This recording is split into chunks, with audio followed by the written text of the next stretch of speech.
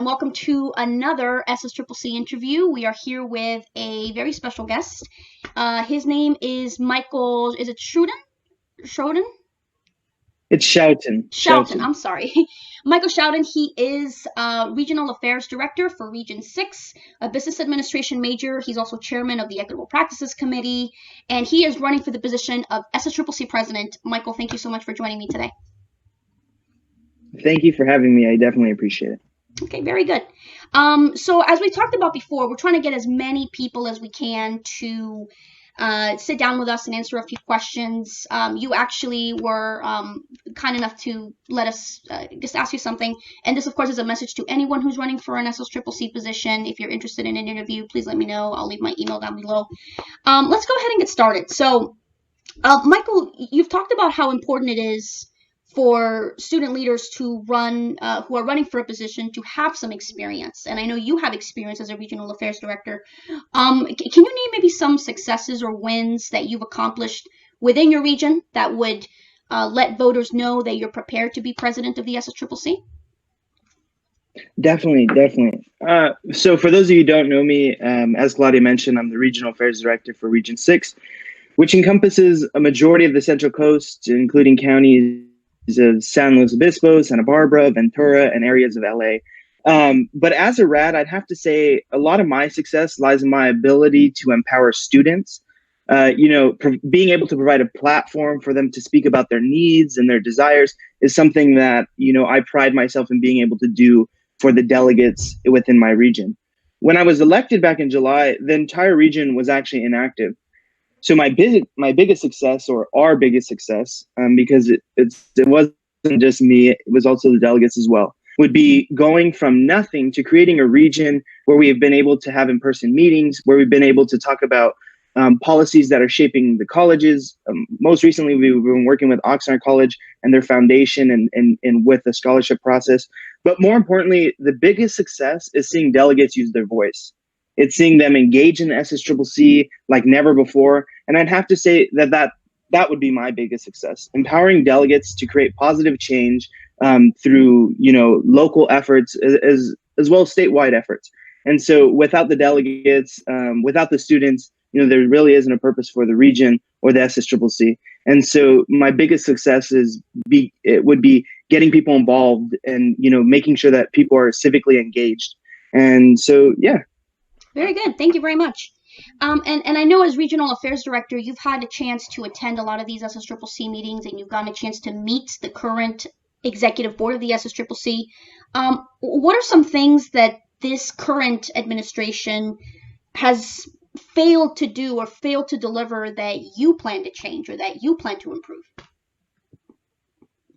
Definitely. I'm not a really huge fan of the word failure. I'm much more of the fan of the words opportunity to do better and be better and prove that, you are worthy of holding a position in which you entered. So, I can say, I guess I'm a member of the current administration as a board of directors member. So I can see where we've dropped the ball. But I also see where we've entered this new stage or this next stage in growth. A huge thing, the passing of AB 1504, the push for a full vote for student trustees, and the reactivation of colleges are some of this year's highlights, some of our biggest highlights. I believe that as a student senate, we all need to do a better job at connecting with our constituents, whether that be an ASO senator reaching out to students at their college or directors reaching out to ASOs.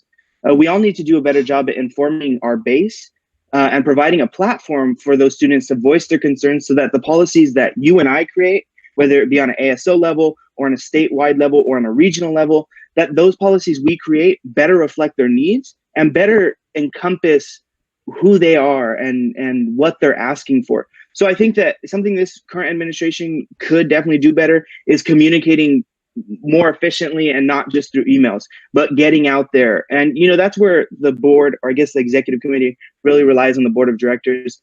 But more so, I think that I think we'll talk about this more later, but it's the idea that at our base, or the top of the triangle is the students. And if the students aren't engaged, then we're not able to effectively create change. So I'd say making sure that we're providing huge emphasis on civic engagement is something that this administration may struggle with. And I hope that if elected next year or this coming year, that I'll be able to better connect and better empower students to have a voice. Very good. So you've talked about how I believe you've attended GA in the past. We know this, I think in our last events committee, we talked about how we've got maybe about a little over 200 students. We're expecting 600 max. And with 2.1 million community college students, we're looking at 600 being maybe 0.02% of the entire college population or community college population. You've talked a little bit about some of the things you're doing to reach out to all students instead of just the political science majors and the government majors, but what are some things that you'll be doing, or some way to reach out to, maybe the students who are not as politically lucid as those in the SSCCC? No, definitely. I totally agree with you. I think, a lot of the delegates get together and a lot of them are political science majors. It's not to say that there aren't political science majors that are delegates, but it just tends to be that that's the majority. And I think that's something wrong with our current system, because we need more education majors, we need more mathematics majors, we need more arts majors. We need this broad perspective. The SSCCC actually, the California Community College system is one of the most diverse systems, if not the most diverse system, globally. And so with 2.1 million students, it's hard to capture. It shouldn't be hard to capture, but it has been hard to capture. And so much like the United States government, the SSCCC is a form of representative democracy, a type of democracy founded on the principle of elected officials representing a group of people. So California community college students, like all of us, we elect ASO student leaders. They then in turn elect delegates to represent their college, and those delegates elect directors, which represent their constituency on a statewide level. So I don't think the issue is about political lucidness, but much more about informing voters that their votes are important and that they do matter on a college level. I think that really is where we kick the ball for change. If we want change, then we have to go to people. And, I think Voltaire said it, the best. If you want to know who controls you, look at who you're not allowed to criticize. And so I think that we have to take it back to the voters and say, look, what you do today has everlasting impact on the future, not of just your college or your region, but the SSCCC as a whole. So bringing it back to the idea, I think the question you're asking is more about how do we, everyone watching and yourself and myself as student leaders, inform our colleagues on what is happening in our communities on a statewide level, and how do we get them engaged? Because if they're not engaged, then what is the purpose? If we're not representing them, or we're not understanding their voices, or we're not capturing their opinions, then what is the purpose of the SSCCC? And so, it's a question that requires a lot of answers. It's what do we do as a SSCCC board of directors or an executive committee? What do we do as a region? What do we do as delegates? What do we do within our colleges? And something that I've experienced, having been granted the opportunity to be a board of director member and travel to these different colleges and speak with them, is sometimes what happens at one college might not work at another college. There might be a college that's super engaged and their constituents are super engaged, but there might be another college where they're not engaged, and the tactics that worked at college A might not work at college B. And so I think it has to be an individual approach with each associated student organization and each college to better be able to represent them at the General Assembly. Okay, Michael. I've talked in the past about how I believe I want to ask every candidate the tough questions. So I'm going to just play, I guess, devil's advocate here for a second. You are running on a slate right now, and as far as I know, and students know, you're part of the only slate, technically. If the mission of the SSCCC is to create more unity and more inclusion, why run as a slate? Why segregate in that sense? So I do want to say that Stephen Coder, Catherine Squire, Andrew Nickens, I aren't running as a slate, but more as a group. And so the word slate really implies that once the delegates get to General Assembly, that they'll have to decide if they want to choose a slate or elect individual candidates. When in fact, delegates will be able to select each candidate individually. So if they wanted me as president, they could select me, but they didn't want the person that's running in my group as executive vice president, they have that option. To me, it's important to have institutional memory. A change doesn't always occur within a year, like our terms. Sometimes it takes several years, like the strategic plan that we're adopting is till 23. And so who better to facilitate that change than somebody or a group of people who are on the forefront of it? And so at the end of the day, running as a group allows for delegates to see how we work together before electing us to represent them and make decisions for them. It shows the delegates that we are committed, that we share common beliefs and interests, and we are ready to represent them effectively and strategically through our unity. I mean, I think that this has been a question I've been asked. Well, why run as a group? Why run as a group? Stephen, Catherine, Andrew, and I have all worked together on the board of directors. You can look at the minutes, you can see the ways we voted, and so there's just a lot that we have in common. We have these overarching themes about one, empowering delegates, improving constituency engagement. And so how do we do that? And so I think it's better coming into it when you know that these candidates have worked together. They have a plan for change, and they've shown and proven that they execute what they've promised. And so that's what I would say. I mean, it's not so much that we're running as a slate. I get where the optics could be that, but it's more so that we're running as a group or a coalition, a shared ideas and a foundation to support and provide assistance for all California community college students. And, I'm from Region 6, Stephen's from Region 5, and Catherine and Andrew are from Region 2. So we do have some wide diversity between the regions there. Okay. As someone who's running for the position of president, you will oversee your own cabinet, and you'll get a chance to see kind of different perspectives from people. And I know during the elections, I've been doing this for a long time, and I'm sure you've seen this as well. We have a lot of student leaders who show up and promise us the moon and the stars, and they promise to do this and that, especially around election season when it gets very competitive. So as someone who's running for quite frankly, a very lucrative student leadership position, if anyone, whoever gets elected, you or anybody else, if they make promises and they turn out to be empty, or they turn out to not fulfill said promises, what do you think should happen to someone who doesn't follow through? No, I definitely think this is a level. Also, in our current, I believe honesty and integrity are some of the most important traits, and hence why I'm very glad that I possess them.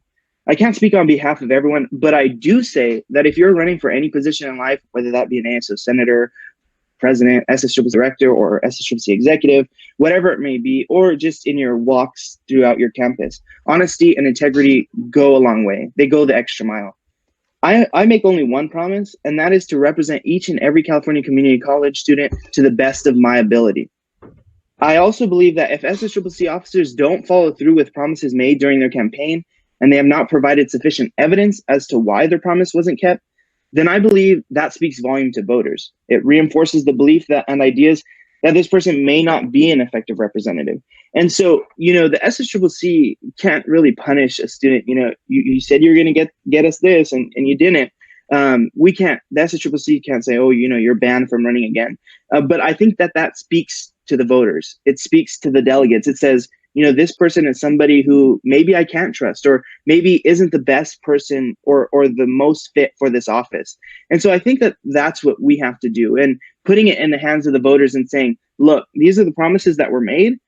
These are the promises that you got. And if they don't align and there's not sufficient evidence as to why they don't align, then I think as voters, we have to question it, and we have to say, is this candidate in the best interest of my constituencies? Because the delegates, we've got to remember, they represent, tens, some of them represent 30,000, 20,000, 10,000, and we got to remember that their vote is being cast, but it's not that it's the delegates' choice, but it's the student constituents.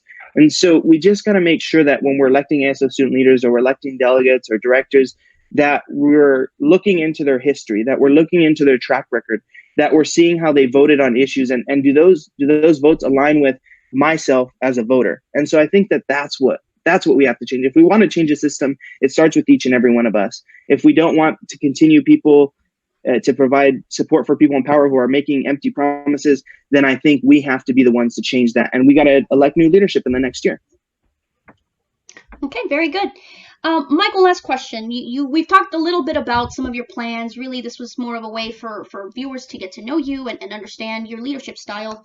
But can you maybe talk about, and we have student leaders talking about what they plan to do if they get the position. But can you maybe talk to us a little bit about what your plans are in the event that you don't win? What are your plans to help students then? No, definitely. So I'm a firm believer that a voice, no matter how loud, is still a voice. And as long as I'm alive, I'm going to be using my voice to represent my community, whether that be the community of Santa Paula where I reside or that be my local college. If it means running for an ASO leadership position or SSCCC delegate or director, or if it means being a member of the public during public comment, I will perform my civic duty to the best of my ability while informing and empowering others along the way. And I think that's one of the most important things is the ability to be able to say, it would be great to be president because, that microphone is powerful. The words you say are polarizing. And so, you're able to affect change. But I think that, the very foundation of change starts with you and I, starts with members of the public. Had there not been a express for change, then the people at the top or,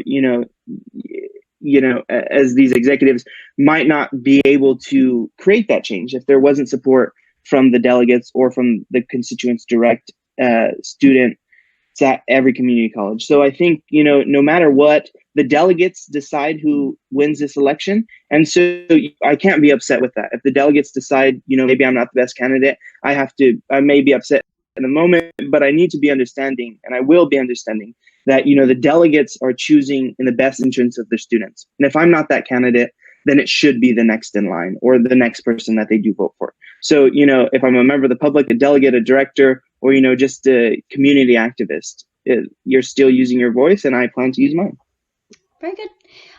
So we're a little bit past 15 minutes. We're about almost 17 minutes now, but I still want to give you time to address the viewers in about 30 minutes to 60 or 30 seconds to 60 seconds.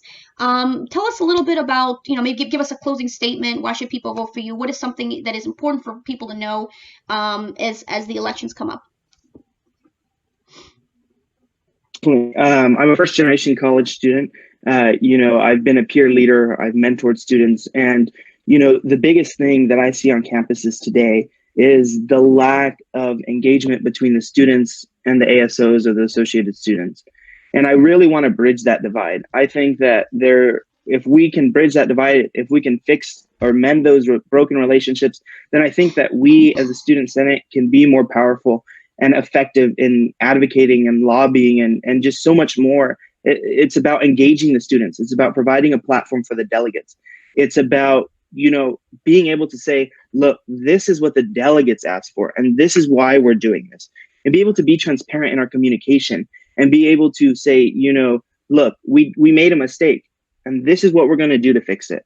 And being transparent along the way. It's time for accountability. It's time for action, and it's time for a more united Senate. And that's what I hope to bring to the table if elected to be your president. Thank you very much, Mike. That concludes all the questions that I had. If anyone's interested in finding out more about you, can we direct them? Yes, definitely. You can look me up on Facebook at Michael Schouten. You can also look up my campaign account, Michael Schouten for SSCCC President, or you can find me on Instagram at MMIKE73. And definitely shoot me a message. I love talking to the constituents. I love talking to you. I would love to answer any of the questions you have for me. And I look forward to meeting each and every one of you. Okay, very good. And then just one last thing. Would you be open to doing another video interview or perhaps engaging in a moderated debate with your opponent? Definitely. As long as all candidates are given the option to attend and the effort is made to provide fair and equal treatment to all candidates, I would love to. Okay, excellent. Thank you very much, Michael. Regional Affairs Director of Region 6, currently running for SSCCC President. And once again, if you're watching this, you're running for an SSCCC position in this upcoming 2020-2021 term, and you're going to be running or being elected during GA, please reach out to me. I'll be sure to include links to Michael's pages if you have any questions for him. As always, thank you very much for watching, and we will see you on the next one. Thank you very much, Michael. See you guys. Thank you. Bye-bye.